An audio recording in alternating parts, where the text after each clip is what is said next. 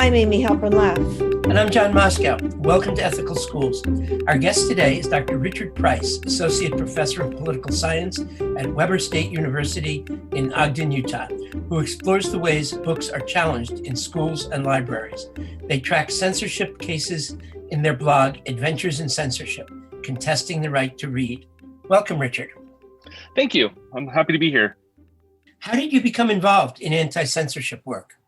Kind of my broad background for a while has been free speech related. So I was involved for a number of years with a project that was tracking free speech at various national levels and studying that.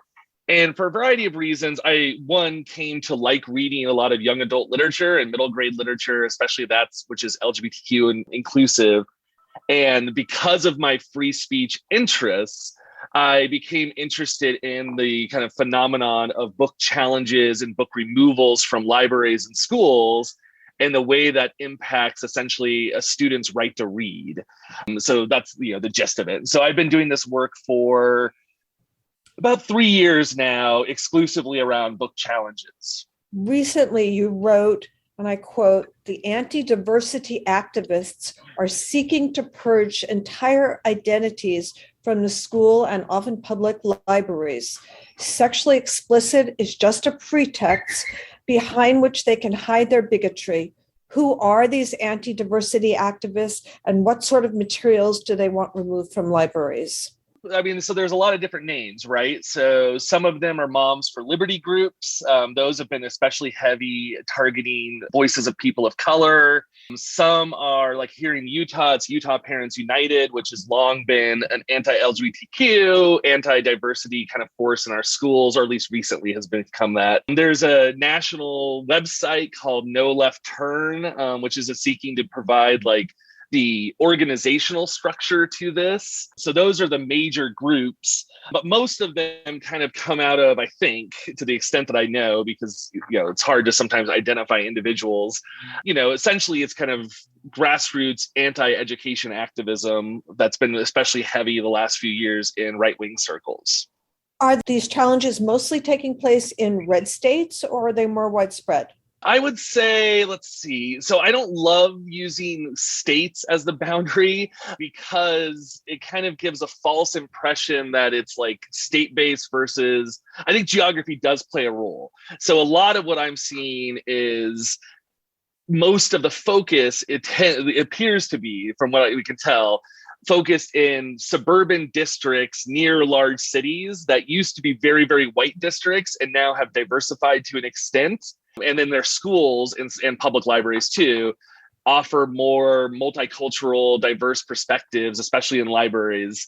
But it's not limited exclusively to red states, but that tends to be where the press attention is. So Texas gets a ton of attention because it was kind of out early on this, but I have challenges to literature recently from a number of New Jersey schools, which is not a classically, a red state, obviously, but again, mostly from suburbs in which there is contesting identities going on. Censorship efforts have a long history.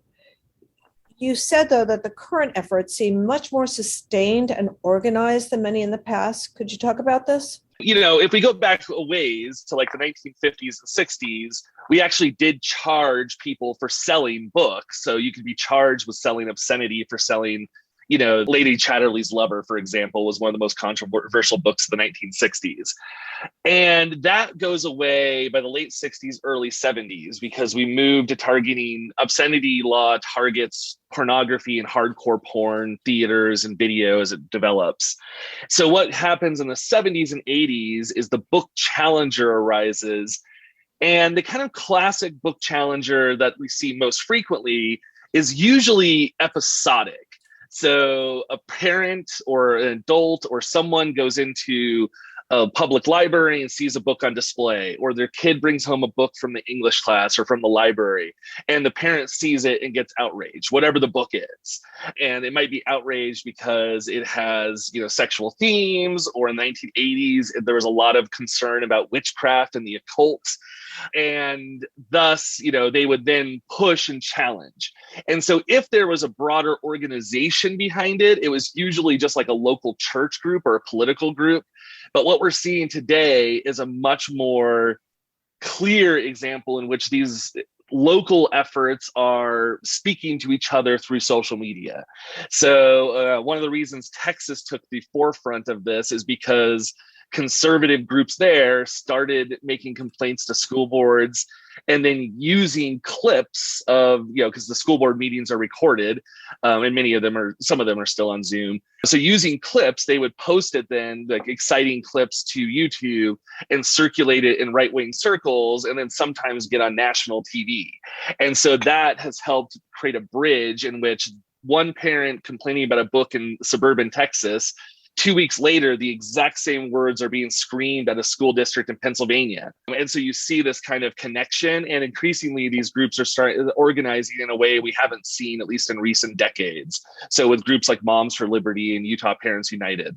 Rather than my asking why are these groups so often successful, I'll start by asking, are these groups often successful? And if so, why? So it's a little hard to say. So this gets into a little like complications of data. So acknowledging that we don't have representative data. So like the material I collect almost always requires some publicity around it for me to know it's happening. But with that caveat, I would say historically, public libraries are very unlikely to remove or restrict access to information. So public libraries, their philosophy is very much driven by the freedom of the consumer and voluntary choice and parental responsibility in the library. So the argument is if you don't want your kid to read the Walking Dead comic book series, then come to the library with them and don't let them check it out, or don't let them have a library card and you check out their stuff. Schools have tended to be a slightly more likely. I would estimate that before this recent round, I've collected somewhere around 300 to 400 challenge records. And for the ones out of schools, which is probably about 150 to 200 total, I would say less than 15% were successful in some way, because a lot of the schools' response is similar. So you don't like an English book in an optional reading list, the response is you don't have to read it. Like your kid doesn't have to read it. I guess that's my response to that. Did you want me to address the other part of your question? Yeah. Okay. So are they more successful now? It's a little hard to tell because some of the schools are still so heavily in process, but there have definitely been a number of instances where books have been removed outside of policy. So usually schools have a fairly standard challenge policy, which says someone has to submit a challenge. Some schools restrict it to people who have kids in that school. Some restrict it to parents, some to community members, some allow anything. And then they're supposed to put together a review committee, which is usually librarians, teachers, and administrators, sometimes students, and sometimes outside community members, and read the book, assess it, and then issue a judgment for the superintendent or someone to act upon. A number of school districts have avoided that policy, especially with the book Gender Queer by Maya Kobabe, which has been removed preemptively in, at least 4 or 5 districts I could name. It's hard to know how many, like Virginia Beach just removed it right away. A couple of other school districts have done that too.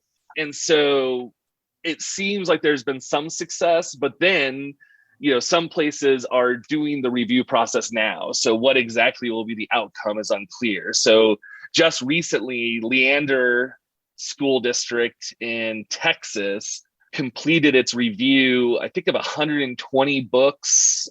That number might be wrong, I apologize, that were on various optional reading lists for various grade levels, and removed 11 of them. So that was fairly successful. And some of those were just removed from the reading lists, and some of them were purged from the libraries themselves. So I forget how many were actually removed total. So what steps can teachers or administrators take when parents or organized groups complain about books on the shelves? So I teach at Weber State, Utah, and we have a large English education program, and I speak to their students periodically. And usually I talk about a few things with them, but the key one is, make sure your rationale is clear for all books, right? So if you're assigning something, and librarians, this could be a little different, but for English teachers especially, that rationale is going to be key to kind of demonstrating, here is why I chose this book. And it's usually best, in my opinion, at least from some of the ones I've read, to be willing to acknowledge what might be controversial. So if you're going to assign The Hate You Give, which is a book about centers a Black girl's experience watching her childhood friend be killed or be shot by police officers in a traffic stop, and then deal with that. And you have to know, going into it, like, you can't pretend that the controversy isn't there. It has lots of swear words. It discusses sex and drug use. The entire theme of the book is about, essentially police violence. And so acknowledging that and then engaging in what's valuable about it. So why do you want to use this? What is the value of it? So that is usually one of the things I stress in terms of preparation. One of the others is prepare the other titles. So teachers, of course, are taught to have option, so if a student objects or a parent objects for them, having an alternative novel that might do similar things, but have content that person might be less objectionable or find less objectionable. So those are like the pre-pieces. And then I usually suggest things like, and also get to know your environment a little bit. So it's kind of hard to explain that, but it's like, got to talk to the other teachers, make sure you understand what the kind of informal rules of the game are. And then, be ready for the fight if it happens. Like, we still shouldn't maybe over exaggerate this. This is the most extensive that I've ever been able to document this last 6 months. But it's still probably fairly rare that these major challenges are coming about. And so be ready to kind of be transparent, but be ready to kind of respond and go, here's why I did it. Know your school's policies. If the policy says that the person should be, if they're objecting to a book, it should be based on the entire book, then, push back when it's only a single page. And then I guess the other thing I tell the kind of young potential teachers is be prepared to lose sometimes. Like, you're just not going to be, like, if it happens, you may just have to accept the loss. And unfortunately, that's kind of the reality, but you could only kind of prep so much. And one thing that can be, I might be rambling here, but another thing that's useful too is to be willing or think about ways to marshal counter push too. So this can be especially valuable when it's like, so I see challenges to AP or honors English class readings, and sometimes the other parents in the class will respond and say, no, why would you remove a book that my child, one, may be tested on? So this might be on the AP test. And I want them to read. Your objections, the other parent's objections, or the other child shouldn't control what my kid has access to. And that can be very effective too. You mentioned being prepared to have an alternative book. Mm-hmm. So what are the actual mechanics? If a parent wants to opt out and you're going to say, okay, you can opt out, how do you then teach the lesson or teach the program with essentially two books instead of one? And so that's a little harder for me to answer because I've never been an English teacher. So it's a little hard to say. I could say from the documentation I have, it can vary, right? In some places, it might be releasing the students who have opted out to go to the library to do independent reading. But of course, then that becomes a problem of how do you do discussion? In some school districts, I have seen where different teachers use different books. And so the opt-out may be that they're using different books for a similar purpose. And so the students may go to the other class for a short time. And probably the most creative way I've seen is in a controversy out of Watchung Hills in New Jersey, which began to use Fun Home by Alison Bechdel in would have been the spring of 2019 in all of the senior English classes. And the school district knew that this would be controversial. It's a graphic memoir that is well reviewed and extremely well known. But it also, because it's a graphic memoir, does have some of Alison Bechdel's experience with early sexual experiences. There's an oral sex scene, something like that. And the school district, is forthright and says, we knew this was going to be controversial. And when people in the community, some of whom were parents, objected, they responded that we have an opt-out, and parents, some of the parents objected to that, saying, I don't want my kid removed from the class. And so the school took that seriously and modified the curriculum. They kept Fun Home, but they added 2 other LGBTQ inclusive titles that were both prose. So they didn't have any images, and at least the one I'm familiar with didn't have any particular bad words or anything. And now the students had a choice. They can pick one of the three books. The school guaranteed that anyone who didn't want to read a book, one of the three, like Fun Home, they didn't have to. And now everyone would still be in the room to do the discussion stuff. And then they would be able to they'd be able to separate students into, reading groups and discussion. They'd be able to pull common themes. And so navigating that, I imagine, is quite difficult, but that was probably the most creative way I've seen to address this. Do teachers get training in pre-service education programs or in professional development on how to respond to efforts to remove books? To the best of my knowledge, not really. So one of the things I discovered, Catherine Ross wrote a book 5-6 years ago called Lessons in Censorship, where it's an exploration of First Amendment in schools. And she's a law professor. And one of the things she did was look at training for teachers in the top 20 education programs. And she found, I think, only one of them that offered any free speech training at all to faculty or principal training programs and all those professional programs. And I suspect that that's largely true because, at some level, one argument might be that there's just so many things. Like, all teachers will tell you that they do a lot of training stuff now. There has been an attempt to try to kind of correct for some of that. So recently, the National Coalition Against Censorship, the NCAC, did, I think, a pamphlet, I guess it is, trying to kind of give tips on how to respond to challenges. I'm trying to think of what the name of that was. And that was some of this. So that is one way to do this. But my expectation is not many, right? Yeah, they have a handbook for educators called Responding to Book Challenges. And that has been a recent kind of development that they've done over there. Most of the books that we've discussed so far seem to have LGBTQIA content. What about books like To Kill a Mockingbird, because it's seen as a white savior book, or books that have the N-word? Mm-hmm. Yeah, we do see those occasionally, and they come in all kinds of varieties. It's usually phrased as quote unquote a liberal kind of reaction to the book. And I think sometimes that's true. And then sometimes it's still kind of conservative in nature. But yeah, so there's long been controversy around Huck Finn. So a mother who objected to the assigning Huck Finn in the 1990s in Arizona actually sued the school and went up to the Ninth Circuit Court of Appeals, which said, yeah, the school doesn't have to remove a book just because you don't like it. And so we do see that occasionally. It's unclear how frequently, but so some of it is, so To Kill a Mockingbird is kind of best known because it's read more frequently. Like Huck Finn, I don't think is assigned nearly as much anymore, but To Kill a Mockingbird is still a very popular book to assign, especially in 8th, 9th, 10th grade, in that range. And there are definitely challenges which are just, this has the N-word in it, that's ridiculous. And then there are the more elaborate versions that the message of the book as a whole is out of date or offensive in some way. So because of the white savior, right? So it's a book that depicts Black oppression and essentially Black agency is non-existent. The only thing that you could hope for in 1930s Alabama is for a kindly white lawyer to essentially save you.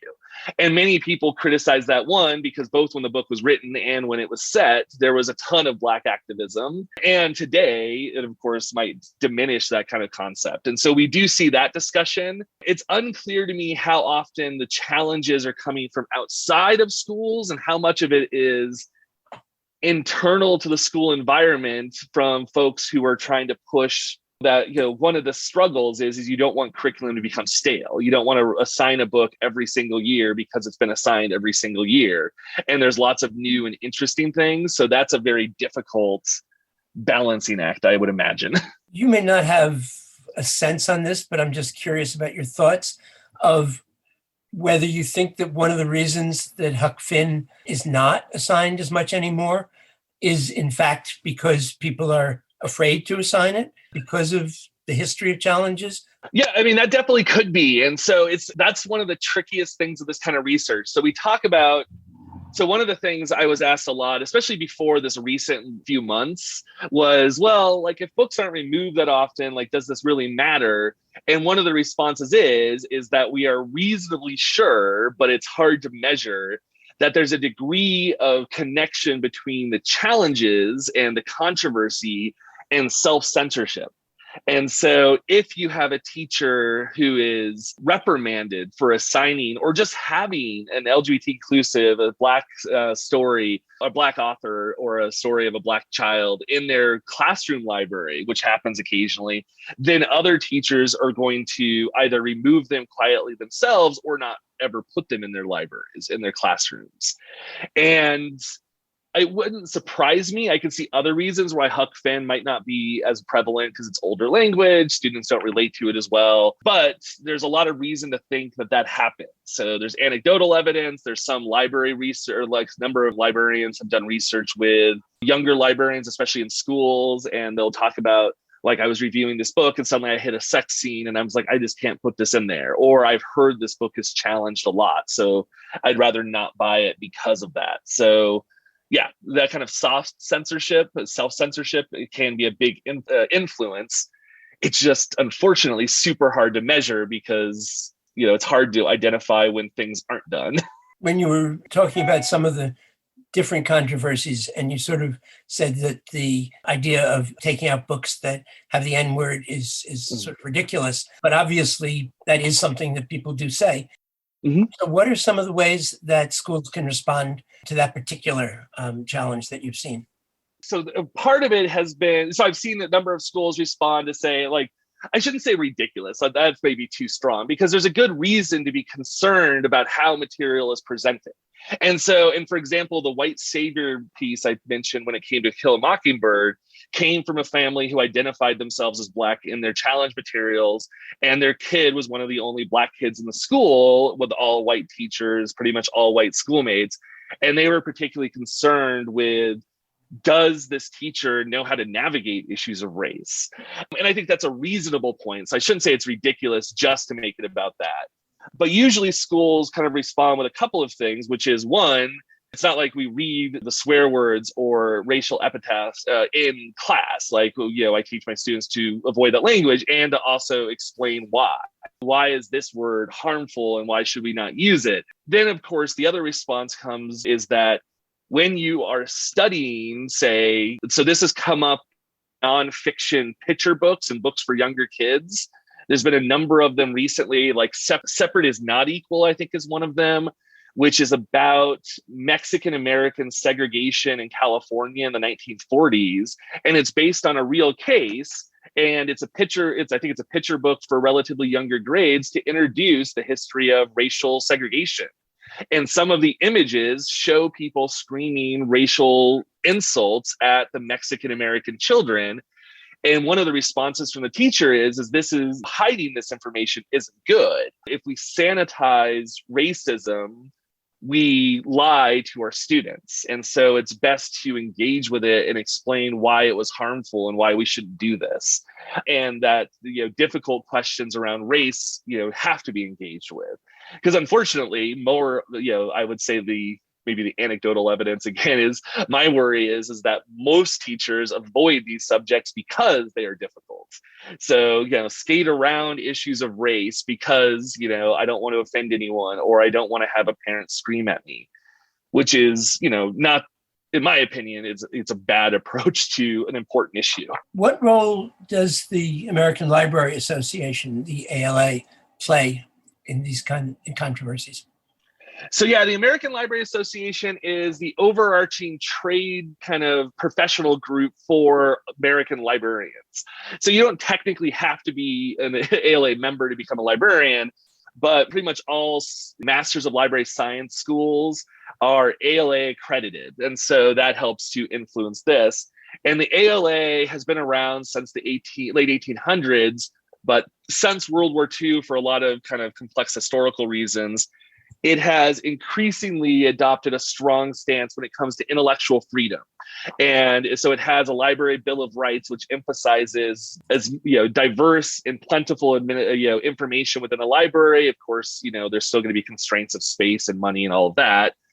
And as part of that, the Office of Intellectual Freedom in the ALA is a full-time office staffed with at least a director and a couple other members who, one, take reports from libraries and teachers and of book challenges and offer support behind the scenes. So they will send letters to school officials. They will, offer support to librarians who are facing challenges, and teachers too, for that matter. And then it has a connection, though technically it's a separate entity, to groups like the Freedom to Read Foundation, which actually does engage in litigation from time to time, though it's been a while, trying to push back against removals of books. And so all of this can be effective sometimes. So one of the elements that I talk about in this is schools, and sometimes libraries, but especially schools, whether it's curriculum or the library, it's a hard job. Like being a school administrator, I am, sympathetic in many ways. Being a teacher is very hard. Being a school librarian, you have a lot of different strings being pulled. And so when you have like 10 people showing up to the school board meeting screaming about a book, it's like, I could understand why sometimes the response is, well, screw it. Like what is one book? But the problem is that one book usually turns out to then be 5 more, then 10 more. And I have one school district here in Utah has been asked to remove 100 books recently. And so one of the things groups like the ALA can do is bring in pressure to suggest that there are legal limits to what you can do, suggesting lawsuits and things like that. And I've seen examples where that has been effective too, where administrators especially have, pulled back from their attempts to censor material because now they're being pushed upon from different directions. Are there other organizations in addition to the ALA that people should look to? Yeah, so there are a number of other kind of institutions that do similar types of work. National Coalition Against Censorship is a pretty effective one, and that's the one I mentioned that did the Responding to Book Challenges handbook. So they will do similar things. So they will take reports, they will offer support, but they also do so much more publicly. So the ALA doesn't tend to go public with a challenge. If they make it public, it's after it already has been reported. The National Coalition, and I'm sure they do this with the permission of the people reporting, is much more likely to report it through social media in their own posts. Here is what's happening in this district. And it's one of the means that they bring to bring pressure. They also will lobby, will send letters explaining and going, you shouldn't do this. Your policy says X, Y, and Z. You haven't followed that. When we ignore policy, that creates the appearance of censorship. The National Council for Teachers of English has done a lot of work around this. I don't know, I'm less familiar with whether or not they do kind of in the moment responses, but they definitely network with these other groups. But the NCA, the National Coalition Against Censorship, and the Office of Intellectual Freedom are like 2 of the biggest examples. Pan American also does a lot of work around this. So Jonathan Friedman on Twitter especially spends a lot of time bringing attention. And then they have also published a number of reports that have been around this, but also things like critical race theory bans. So those are kind of some of the big examples. Thank you so much, Dr. Richard Price of Weber State University. Yes, thank you for having me. And thank you, listeners. If you enjoyed this podcast, please share it with a friend or colleague.